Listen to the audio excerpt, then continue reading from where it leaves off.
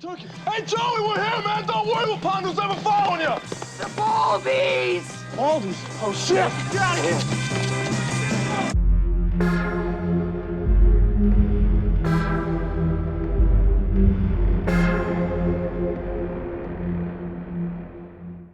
Hey, welcome back to the Game Dungeon. Today we're balding it up with Baldies, a real-time strategy game. This is another new game for me. I played the demo a while back, or rather I tried to play the demo, got confused, but wanted to come back to it sometime. Well, it turns out sometime means about 20 years later, but here we are. Let's see what this is all about. So we begin, and nope, it's not that simple. Again, this is a strategy game, what the PC did best. So naturally, this came out first for the Atari Jaguar in '95. Man, I forgot that even existed. A year later, it got ported to DOS and Windows. The DOS screen is pretty nice. We get a scrolling menu and some art. I like it. And despite the centerfold pose in the background, the Windows copy is pretty damn Spartan in comparison. But we're already getting robbed because the Jaguar version had a full claymation intro video. This came out on CD. They didn't have space for it? Why didn't we get that? This game was different on everything. Later this came out on the PlayStation and Saturn too, and they had sort of a fake 3D mode that looked good. So this might be the only time I've heard of a strategy game being better on the console. So anyway, we get to... Oh wait, so we do get the claymation intro, but only on DOS. What the hell? This does not show up on the Windows copy. Well, too late. I'm going to be running the Windows copy because it has 4 times the resolution of the DOS one. I can't say no to that for an RTS. So we're all good to go, right?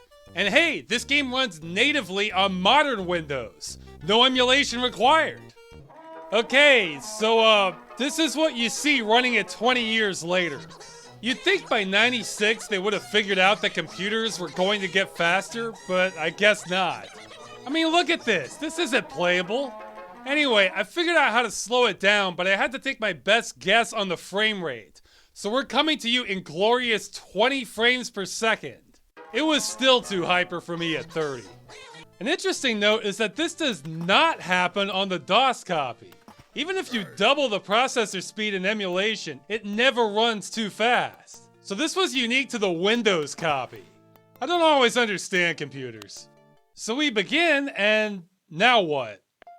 Well, when I played the demo, I figured out you could pick them up and drop them. If you drop them in the water, they drown. That's no good. If you drop them in the house, they look like they're busy. And that's about as far as I got. There's some in-game tips you can turn on, but these are not that helpful. It keeps telling me to build a barracks even when I have one built, then tells me I can put Baldies in trees. I'm not seeing a lot of trees on this map. Also, he likes fish. This is a sharp contrast to the PlayStation version, which gives you a lot of helpful advice. Like the number of builders to maintain a house, that's super helpful information. I still don't know how many I really need for the bigger ones. Well, now, some 20 years later, I have access to a manual, and it's like a magic spell being lifted. So this game is about going bald and what happens next.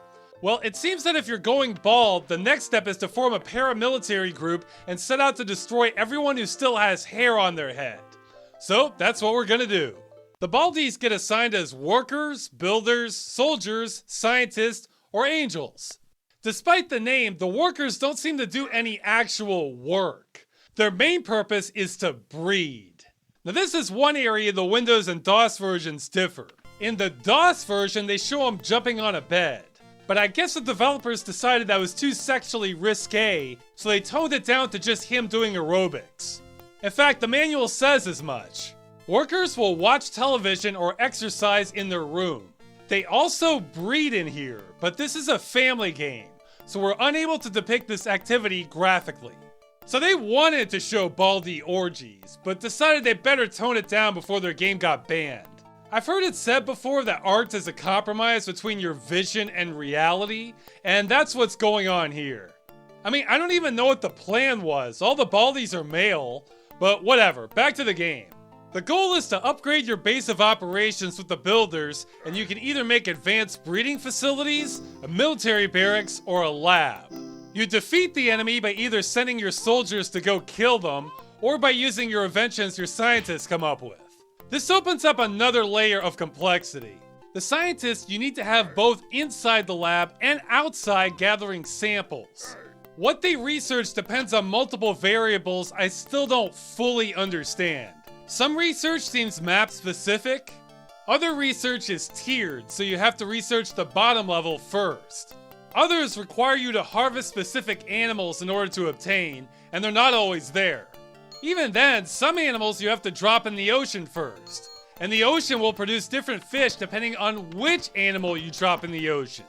But then, after it's all done and researched, I can make it rain fish.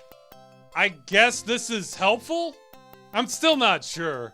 Some inventions are obviously helpful, others feel really convoluted and are kind of a waste of time and resources. It's all bizarre. Anyway, the soldiers are simpler, but they still take some management. By default, all they'll do is punch the enemy. You don't win wars like that. In order for them to bring the pain, you need to leave some behind back at base preparing munitions. This is another area where the game versions differ. In the Windows copy, it just shows the soldier doing physical training, but the DOS copy shows the Baldy loading ammunition. The more soldiers you assign to this, the more ammo you have later to commence the attack. I think the DOS version is better here. It gives me this image of some 20 or 30 bald guys all sitting at tables loading rounds into magazines for hours on end. It really sets the tone here that despite them looking goofy, the Baldies mean business and they're coming for you. Watch out. And that's what I do for the next several levels. I breed my troops, supply them, then send them to the enemy base to wipe everyone out. Most of the inventions don't seem to help that much. I'd say at least half of them are variations on the same thing. You lay a trap, a Harry walks over it, it kills a couple of them, then disappears. It can electrocute them, pit trap them, snare them, explode, inflate them, set them on fire, etc. Again, the Baldies are not to be reckoned with. While this does hurt the enemy, you have to factor in how long it takes you to research these items versus how long it takes them to breed back their own population. I find it to be a losing proposition most of the time because they're like cockroaches. They're just going to bounce back. You have to kill them at the source. On that note, one of the better inventions is the skunk bomb. When you try to take an enemy building, you typically take heavy casualties. But if you use a skunk bomb, you can flush them out of the house and gun them down as they run out the door. While it's practically a massacre, this prevents casualties on my end. Skunks save lives. I have to say though, this is sort of in contrast with the cartoon graphics, bright colors, and happy music. This strategy can be so effective, it feels more like I'm running an execution squad. Family game my ass. This is war.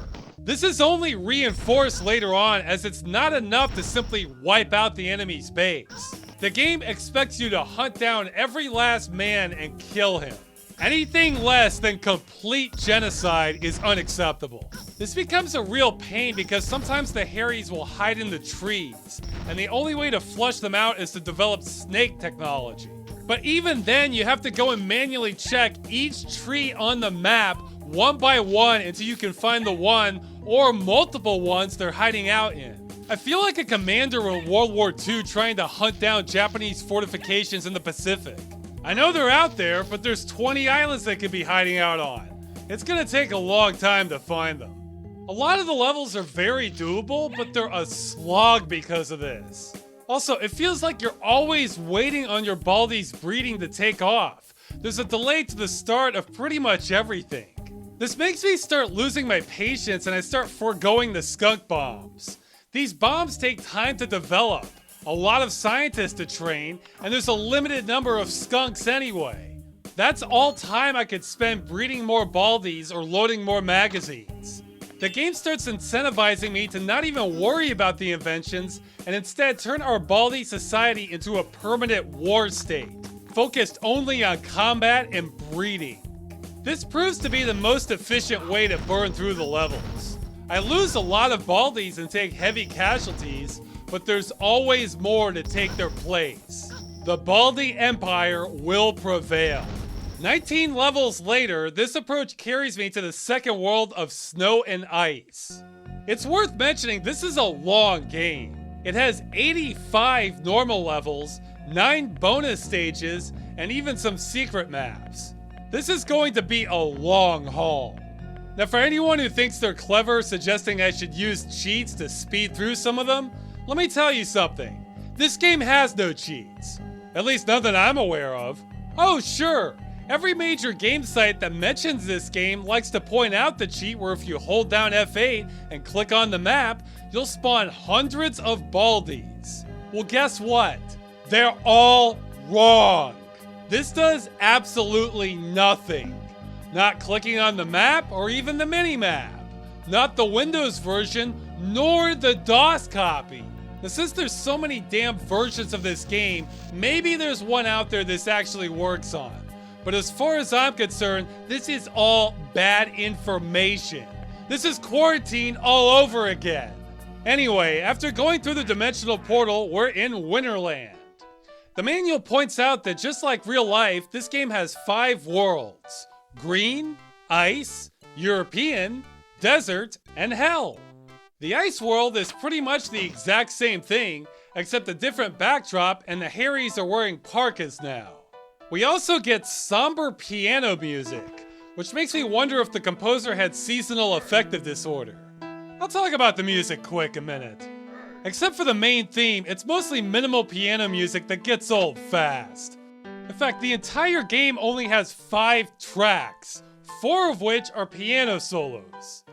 Now the DOS copy has title music, menu music, maybe some other tracks too, I don't know. The Windows copy doesn't even have music in the menu. I added that in earlier. But hey, on the PlayStation, I'm not sure it has any more tracks, but the music sounds way better overall. I guess no one is to blame here since it came later and I approved the change. But man, I wish I got that music instead. Anyway, to me, the best part about Ice World is all the extra stuff going on in the background. We have lollipop flower things, an ice cream truck, giant ice cream cone, the North Pole, a snowman, snow woman, snow pig, an open refrigerator. Oh hey, that's why it's so cold. Somebody left the fridge open. A surfacing submarine, a submerged car, and a downed spaceship. There were extras going on in Green World also, like the Easter Island heads, Stonehenge menhirs, and of course the land sharks, but I feel like the game really starts opening up with the scenery in Ice World. And besides the background, the maps themselves start going off the deep end. This was happening a little bit in Green World with geometric shapes, the Americas, chains, but in Ice World they just don't care at all, and the whole point of some of these maps is so they can have a picture. Besides Antarctica and some shapes, we have a star belt, a worker baldy, a giant skeleton. What is this, a tribal tattoo? And who is this guy? I'm sure 500 people will recognize him in the comments as soon as I post this, but I couldn't place him. As far as the gameplay goes, Ice World is really just more Green World with ice. So naturally we move to Europe World. I would have thought Green World was already looking kind of European, but apparently not enough. Now's a good time to mention this is a Scottish game. So the first thing I noticed in Europe World is how there is trash everywhere. It's just littered with junk. There's minimal scenery, it's mostly just trash. You can step on the toothpaste. And just to remind people this is Europe, the buildings are now mega European.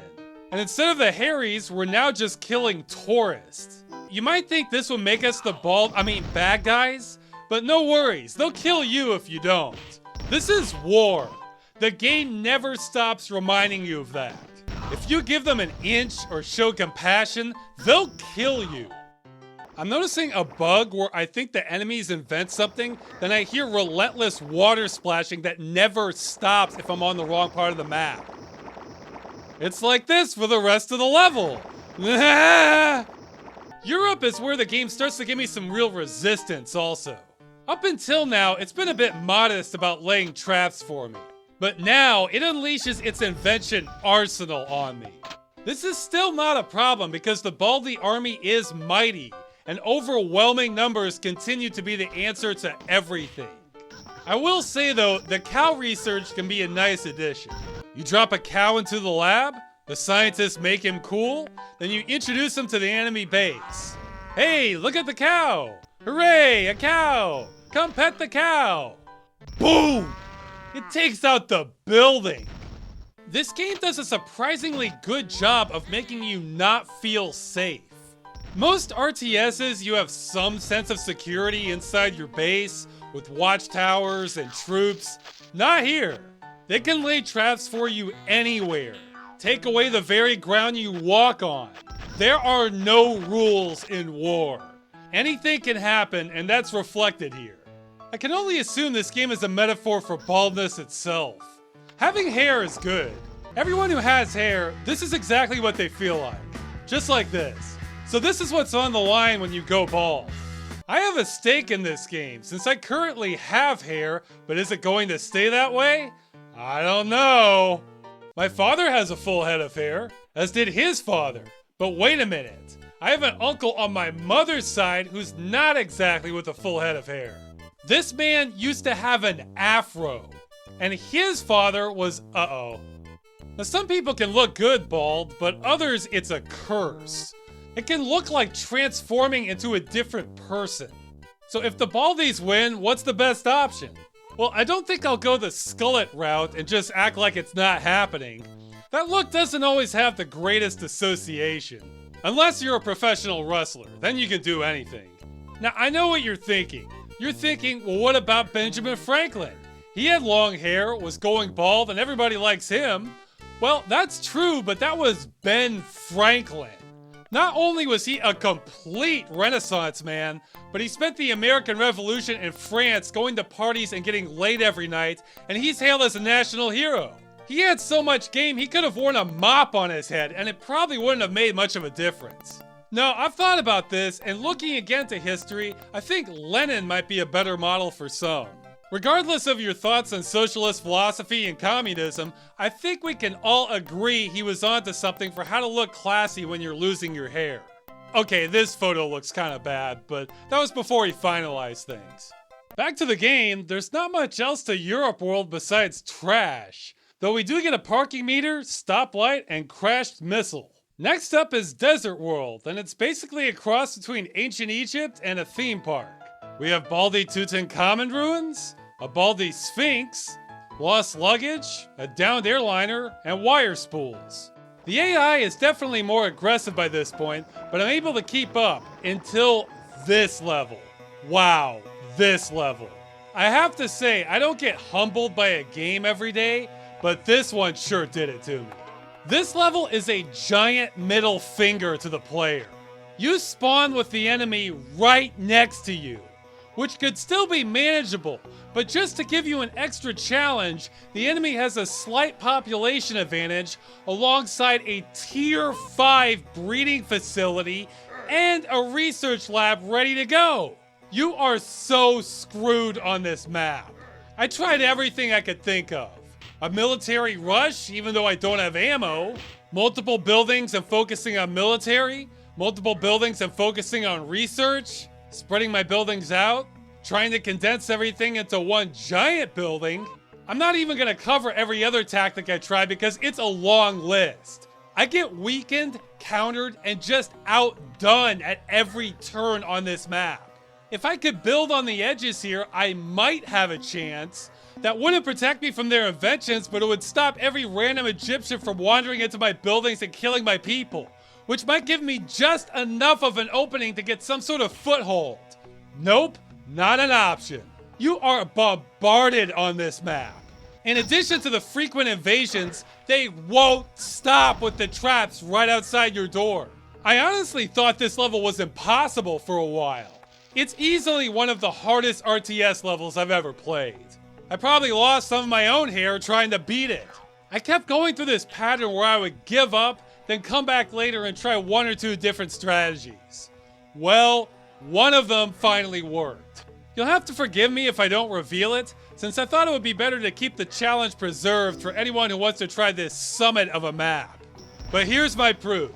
As usual, I gunned down every last man, which earns me a passage into hell. Well, they don't seem to be kidding. Hell looks very hell-like. The entire surface seems to be made out of skin, with teeth, pimples, cuts, piercings, and ears to go with it. Doesn't seem to bother the sheep any. We also have hell mushrooms, eyeballs, and the Ridge of Souls. Our enemies are now bearded devils, which feels a little more justified than the tourists and Egyptians from earlier. And what else is there to say? Hell is hell. The AI holds back absolutely nothing. It's an onslaught of mines and blood rain trying to grind us into the ground. Also, by now, I have a conspiracy theory developing that maybe somebody else could pursue further. Okay, so we have our usual pictures in the maps going on in each world, but then we'll have ones that look like they could be part of a larger pattern, like a jigsaw puzzle. In fact, this one literally is a jigsaw puzzle pattern.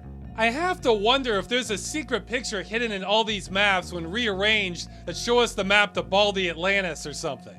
If anyone has time to kill, feel free to analyze this. You can see all the map overviews in the DOS version without having to play through them first. But let's cut to the chase. The final level, the brain. This map is a boiling point of everything you've already faced in hell.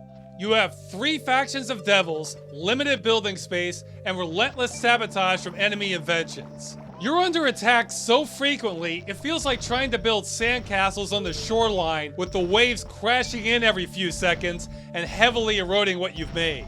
Although I'll say this already feels more beatable than that abomination from Desert World. And it is. After a few failed tactics, I finally get a foothold and overrun hell with baldness. Satan's gonna need a toupee after I'm done here. Now, do we get an ending? Well, the menu was so bare bones for the Windows copy, and we already missed out on the cool claymation intro. I'm honestly expecting this game to just give me a generic level completed screen, then spit me back to the main menu.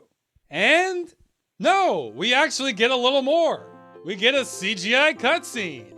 I don't know if it's a bug on my end, but there's no sound at all. We see them walk out of some of the houses, and that's it. The title of the game. This is more like a demo teaser video than anything resembling an ending, but I admit, it is indeed something.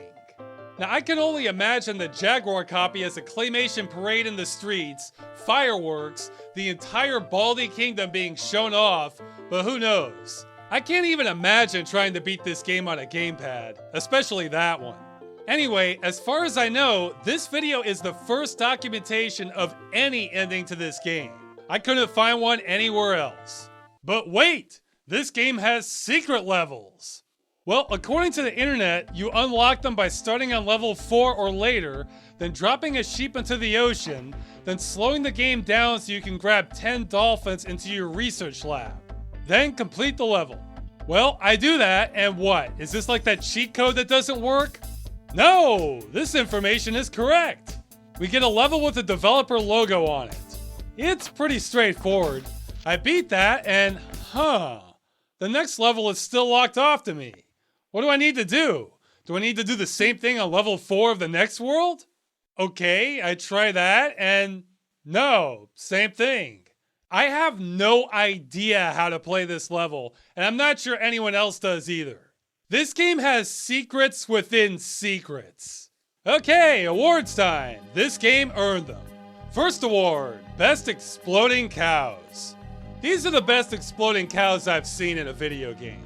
Not only do they kill everyone in the vicinity, but they take out entire buildings and even crater the earth down to the groundwater. I don't think these cows have been topped since. Next award, Old School PC Gaming. Now you might think this award would apply to all kinds of games, but while I was playing this, I couldn't help but think this checks off every stereotype I can think of about old PC games. You need a manual. The game has heart. There's a hell of a lot of gameplay. It's hard as nails, and it has a weak ending. When I think of classic PC gaming, this is exactly the sort of thing that comes to mind. And finally, Baldness Supreme. If anything, this game has given me new respect for male pattern baldness because now I feel like I can see what people are up against. The Baldies are relentless and utterly indomitable. They are absolutely more than meets the eye. You really come to appreciate the power behind them while playing this game. Even with the absolute worst the Harrys could throw at me, they still could not be stopped. Even hell couldn't stop them. If there's any lesson to be learned from this game, it's that you shouldn't feel bad if you go bald. Because with opposition like this, you never even had a chance.